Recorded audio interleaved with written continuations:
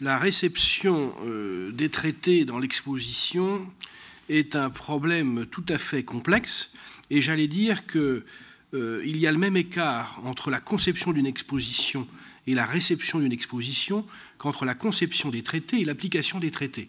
Comme vous le voyez, ça n'est pas simple. Alors, théoriquement, la réception d'une exposition, la manière dont le public perçoit une exposition, relève d'une discipline tout à fait éminente qui est la sociologie de la réception. Et alors c'est de la sociologie, je ne suis qu'un modeste historien, mais heureusement Jean-Claude Passeron a montré dans de très savantes études que la sociologie et l'histoire sont des sœurs jumelles et que, à défaut d'être toujours très bien accordées. Et je voudrais vous proposer quelques éléments sur la réception de l'exposition à l'Est, la guerre sans fin 1918-1923, et plus spécifiquement de la réception des traités dans cette exposition. Et avant de m'engager dans cette voie, je voudrais rappeler que les sociologues, justement, distinguent entre deux modes de réception, et là je vais être caricatural, il faut me pardonner. Le mode de réception, la réception forte. Qu'est-ce que c'est que la réception forte? C'est quand le visiteur, grâce à la présentation des objets, grâce au support de médiation qui l'accompagne, réussit à partager avec le concepteur de l'exposition le maximum d'informations pertinentes. À la limite, idéalement, il a autant d'éléments pour juger de ce qu'il voit que le concepteur de l'exposition. C'est un idéal, mais c'est ça. Et puis, il y a ce qu'on appelle les modes de réception faibles. Et là, il faut faire très attention, il ne s'agit surtout pas d'être condescendant, ce n'est pas une mauvaise réception, c'est simplement parce qu'existe, soit dans l'émission, soit dans la réception elle-même, d'une exposition, des grilles, qui, au fond, vont fonctionner comme des écrans, qui vont sélectionner l'information, et qui font que, par rapport aux attentes des concepteurs de l'exposition, eh bien, le visiteur peut avoir une approche très différente. Et nous allons essayer de voir comment, dans l'exposition, à partir d'un certain nombre d'éléments, il y a tantôt réception forte ou réception faible de l'exposition. Alors, vous allez me dire, un premier critère d'appréciation d'une exposition, il a été évoqué brièvement par notre directeur ce matin, c'est le nombre de visiteurs. Comme l'exposition n'est pas terminée et que c'est quand même un instrument extrêmement grossier de ce point de vue-là, je ne vais pas en parler ici. Il y a aussi des appréciations qualitatives, celle-là je me ferai le plaisir d'en parler parce que je la partage avec beaucoup de gens qui sont ici. Le catalogue de l'exposition a eu l'honneur d'avoir la mention spéciale du prix Catalpa, qui est le prix récompensant les catalogues parisiens. Et donc, comme beaucoup de gens des affaires étrangères qui sont ici, beaucoup d'auteurs de l'Institut et d'autres grandes universités sont ici, je suis ravi de partager avec eux. Ça, c'est de la réception, si j'ose dire, c'est du qualitatif, mais ça ne nous apprend pas plus sur les traités. En fait, pour bien comprendre, essayer de bien comprendre la réception des traités dans l'exposition, je vais vous proposer un cheminement en 2 temps et 3 moments. Le premier temps, c'est les visites guidées. En fait, nous avons l'occasion, commissaires notamment, mais pas seulement les commissaires, de mener des visites guidées.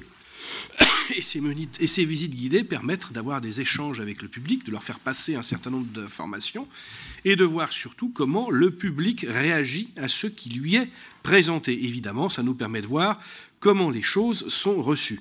Et puis après, je parlerai des visites non guidées pour lesquelles on a le livre d'or qui nous permet des informations, d'avoir d'autres types d'informations. Premier temps, les visites guidées.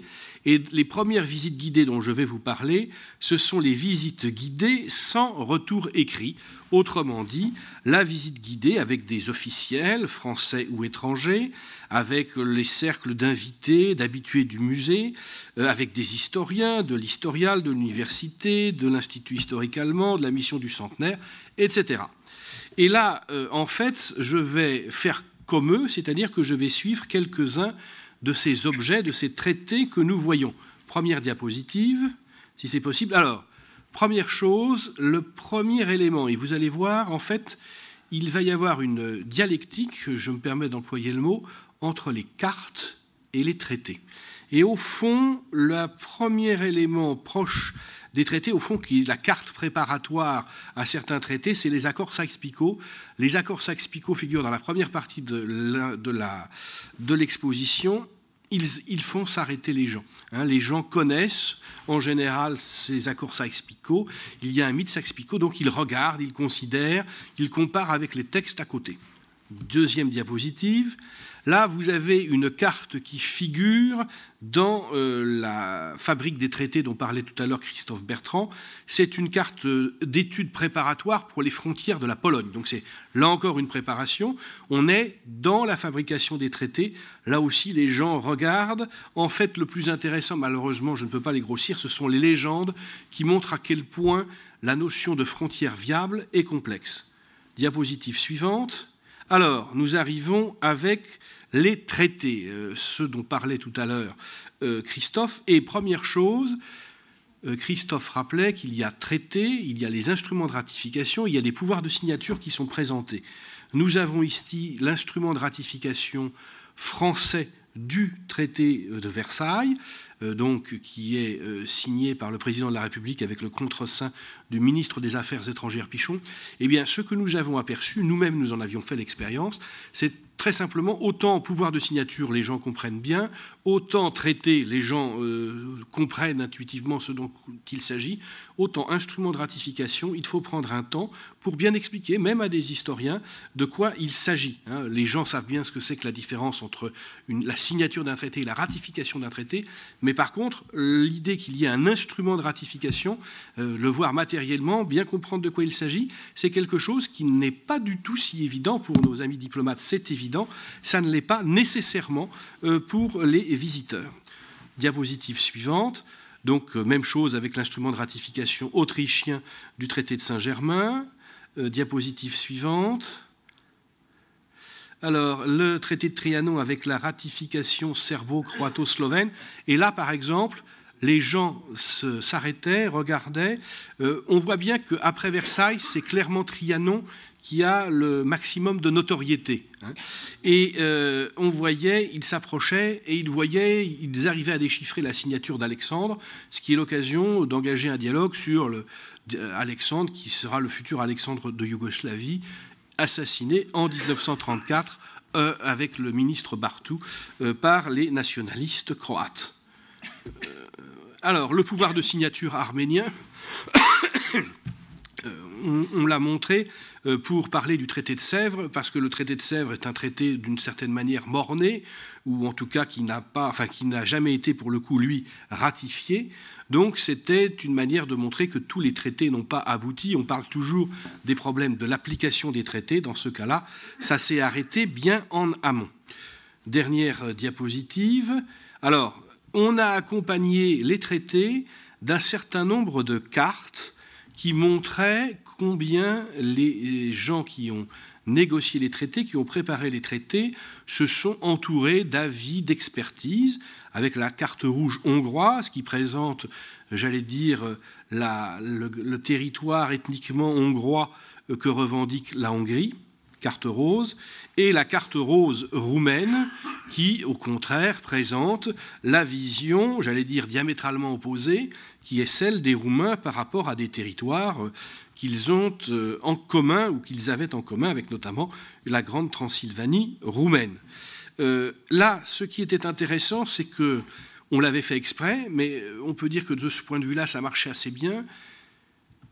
Un des objectifs de l'exposition était tout de même en partie de dédiaboliser les traités. Le Conseil scientifique avait attiré notre attention sur le fait qu'il y a aujourd'hui une sorte de légende noire des traités, notamment des traités de Versailles, probablement excessive. Ils n'étaient évidemment pas parfaits. Il est cependant difficile de savoir s'ils auraient pu faire beaucoup mieux. Et l'idée, là, c'était en montrant la carte rouge et la carte rose, ce qui d'ailleurs est un exemple de sociologie de la réception faible, on garde le rose et le rouge pour beaucoup d'autres choses plus importantes, mais c'était de montrer à quel point il était difficile de toute façon d'accorder le point de vue hongrois et le point de vue roumain, quand les visions sont aussi diamétralement opposées. Donc, quelle qu'ait été la bonne volonté des gens qui élaboraient le traité, ils avaient à tenir compte tout de même d'une vision diamétralement opposée. Et là, on peut dire qu'on voyait bien que, fonctionnant en regard des traités, eh bien, cette double carte permettait de prendre en compte la difficulté de la réalité très complexe après l'éclatement des empires auxquels étaient confrontés les négociateurs des traités. Diapositive suivante. Une des conséquences de cette force de l'association carte-traité, c'est que, du coup, on ne parle pas ou très peu des armistices dans cette exposition.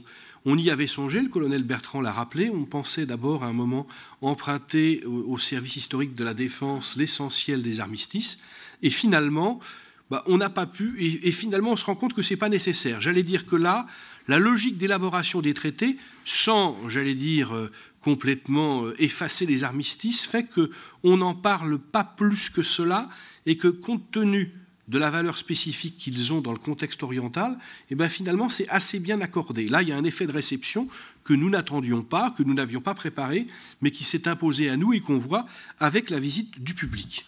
Dernière diapositive, le traité de Lausanne et la ratification ensuite du traité de Lausanne. Diapositive suivante. Là, c'était un autre secteur, c'est tout à fait à la conclusion de l'exposition. Et en fait, on s'est rendu compte que les gens n'avaient pas tout à fait la même vision du traité de Lausanne par rapport aux autres traités. Et pourquoi ? Parce qu'au fond, dans les informations qu'on leur fait passer sur les traités, et notamment au cours d'une visite plus qu'à la seule lecture des cartels, on est amené à insister pour les traités, jusqu'à Sèvres inclus, sur le fait que finalement, par rapport à leurs ambitions, leur durée de vie a été limitée. Et qu'on peut considérer que l'essentiel des traités, Sèvres, il est mort-né, et que pour les autres, ils sont détruits pour l'essentiel, même avant le début de la Seconde Guerre mondiale. Évidemment, le traité de Lausanne invite à des réflexions tout à fait différentes, puisqu'il vient après, qu'il remplace le traité de Sèvres mort-né, et qu'au fond, alors qu'il fait preuve de conditions très dures, les échanges forcés de population ne peuvent certainement pas être présentés comme un idéal de la manière de faire la paix. En même temps, ce traité a duré, et il dure encore jusqu'à nos jours. Et donc là, on voyait nos visiteurs, au fond, se demander, à la fin de l'exposition, mais au fond, qu'est-ce que c'est qu'un bon traité ? Deuxième type de visite guidée, les visites guidées pour lesquelles nous avons un retour écrit, c'est-à-dire au fond les journalistes, les visites de presse. Je vais, compte tenu du peu de temps qui m'est donné, je vais en distinguer deux. Il y a eu la visite avec un de nos interlocuteurs du Figaro, qui a publié son article le 5 octobre. Et ce qui est intéressant pour nous, c'est que il a, j'allais dire, le journaliste est un vecteur très important, puisque si on le convainc, on peut espérer qu'il va convaincre ses lecteurs. Et voilà ce qu'il écrit par rapport à la visite que nous lui avons faite. Vient ensuite une section consacrée aux fameux traités qui réglèrent leur sort, entre parenthèses des populations, de Versailles à Saint-Germain-en-Laye, de Trianon à Sèvres. Un prêt exceptionnel des archives du Quai d'Orsay permet d'admirer les originaux ou les ratifications de ces traités, l'original unique du traité de Versailles ayant été volé par les Allemands en 1940 et probablement détruit par eux. Donc, vous voyez, ce qui est intéressant, c'est de voir là comment la matérialité des traités, le fait que ce soit des objets intéressants, présentés, mis en valeur, j'allais dire, va dans le sens de la dédiabolisation des traités. Ça incite à les regarder de plus près, à essayer de comprendre dans quel contexte ils s'inscrivent. Alors, il ajoute... j'ai le plaisir d'être cité par ce journaliste, mais vous allez voir, c'est un plaisir douloureux, puisqu'il dit que je lui ai dit que ces traités ont été élaborés dans la douleur, ça marche, mais leur légende noire fait oublier que la manière de réorganiser les pays a été étudiée de très près, je souscris, mais ensuite il ajoute, et qu'ils ont été de surcroît ratifiés par des plébiscites. Et là, évidemment, c'est une simplification, puisqu'il y a eu, comme vous le savez, je parlais du fait qu'il y a eu parfois des plébiscites. Là, vous voyez, ça a été, nos amis hongrois ont dû sursauter en disant que les Français exagéraient toujours. Ce qui reste tout de même, c'est cette bonne prise en compte du fait que les traités sont des instruments complexes, j'allais dire en phase avec une réalité elle-même extrêmement complexe. De la part du journaliste du Monde, nous avons également cette même idée, et ce qui est très intéressant chez lui, dans un article paru le 14 novembre, c'est la manière dont il va lier très fortement les traités et les cartes. Je cite, « L'exposition fait la part belle à la cartographie. La carte originale des accords Sykes-Picot de mai 1916, sur laquelle diplomates français et britanniques délimitèrent au crayon 2 sphères d'influence au Moyen-Orient, symbolise l'âge de la diplomatie secrète. » C'est tout à fait comme cela qu'elle avait été placée. D'autres cartes permettent de localiser les nationalités dont Wilson, le président américain, avait fait un principe. Elles témoignent de l'avènement des travaux des traceurs de frontières lors de la conférence de paix de Paris de 1919. Et les couleurs des cartes ethnographiques attirent l'œil. Tout un petit chapitre sur la carte rose et la carte rouge. Et au fond, la conclusion, la guerre des cartes préfigure les affrontements qui éclatent après les signatures des 5 traités de paix de la banlieue parisienne, 1919-1920.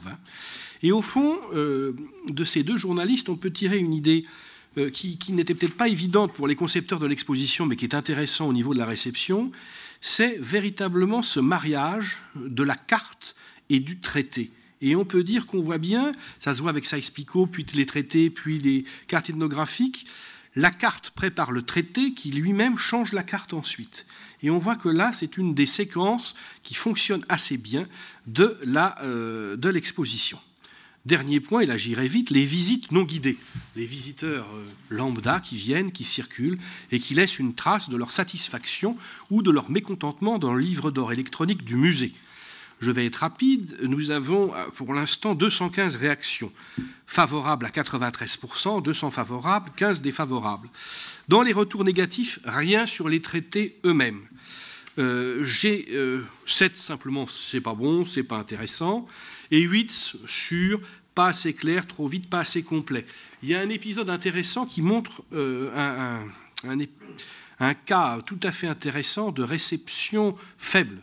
Une personne qui se plaint, ayant visité la section Europe médiane, de ne pas y trouver la Pologne, et qui se plaint ensuite de la personne qui a été choisie pour parler de la Pologne en fin d'exposition.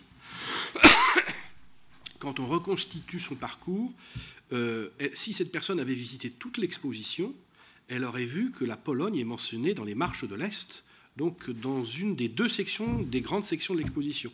Donc l'exposition est conçue, j'allais dire, entre 2 grandes salles, et en fait on peut considérer avec une certaine, c'est une supposition, pas une preuve, mais on peut supposer qu'elle n'a visité qu'une moitié de l'exposition, celle où elle pensait trouver la Pologne, dans l'Europe médiane où elle n'y est pas, et ensuite où elle l'a retrouvée à la fin. Donc on voit là comment, j'allais dire, la sélection qu'opère le visiteur peut le priver parfois d'une meilleure compréhension de l'exposition. Dans les appréciations positives, on trouve un certain nombre de remarques sur les traités. On en a une dizaine. 2 seulement sont dans le sens de ce que nous souhaitions éviter, c'est-à-dire la diabolisation des traités. Donc, je cite, « grand intérêt et on voit les difficultés de la paix pleine de conflits. » Autre remarque, remarquable, très complet, mais très clair. La guerre de 14-18 est donc en fait celle de 14-23. Pardon, je dis une bêtise. Superbe exposition qui va à l'essentiel. Les conséquences dramatiques des traités imposés aux vaincus de 1918 n'ont pas fini de faire sentir leurs effets. On est toujours dans cette logique de la diabolisation des traités. Par opposition, heureusement, à côté de ces 2 réactions, les autres sont beaucoup plus, j'allais dire, tempérées, avec, par exemple, encore une fois, les expositions temporaires sont parfaitement bien conçues et elles nous permettent d'avoir accès à des trésors, traités de Versailles, accords Sykes-Picot, bravo.